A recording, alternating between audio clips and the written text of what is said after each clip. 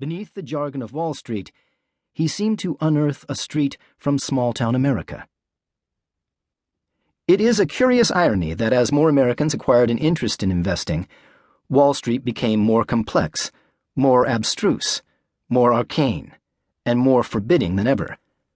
When Buffett was born, in the midst of the Depression, the few Americans who did have capital felt personally equipped to manage it. This they did by salting it away in blue chips and AAA bonds. The Depression cast a long shadow, but the post-war prosperity eclipsed it. Today, tens of millions have at least a small grub stake, but very few feel comfortable with handling it, and fewer still have the old habit of prudence. At best, they anxiously scan the financial pages, as though each day's twitch in the data on housing or inflation might bring the long-awaited answer.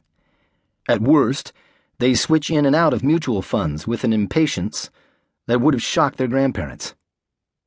In such a complex age, what was stunning about Buffett was his applicability. Most of what Buffett did was imitable by the average person. This is why the multitudes flocked to Omaha.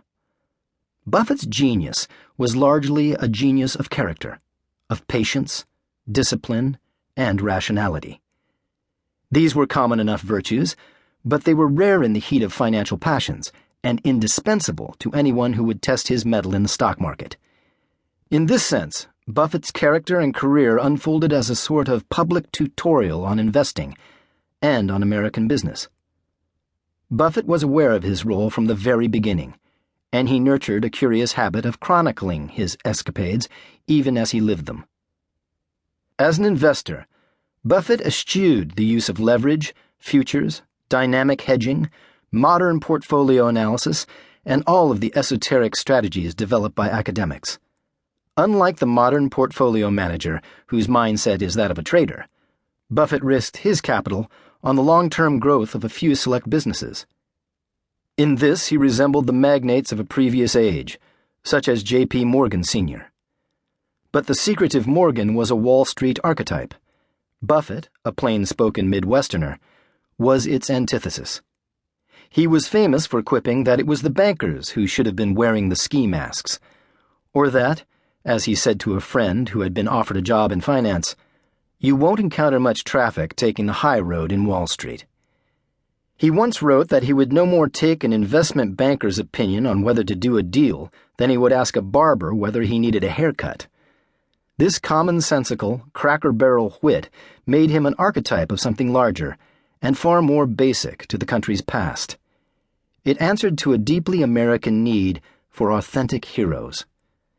This has always been America's secular myth, the uncorrupted commoner from the Midwest or West who stands up to the venal Easterners, be they politicians, bankers, big businessmen, or other.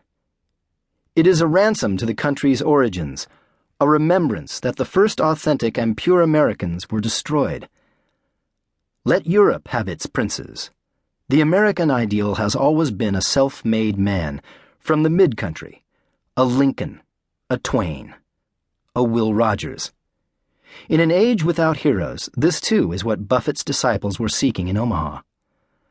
As Jack Newfield wrote of Robert Kennedy, Buffett was not a hero, only a hope. Not a myth, only a man. Despite his broad wit, he was strangely stunted.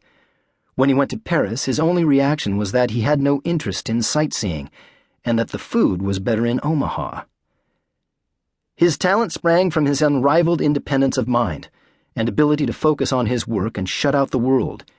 Yet those same qualities exacted a toll.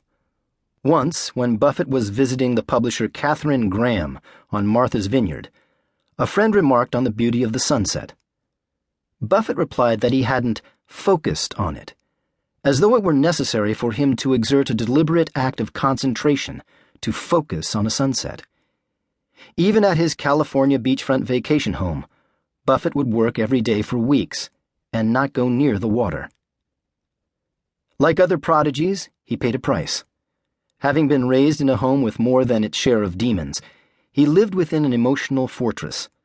The few people who shared his office had no knowledge of the inner man, even after decades. Even his children could scarcely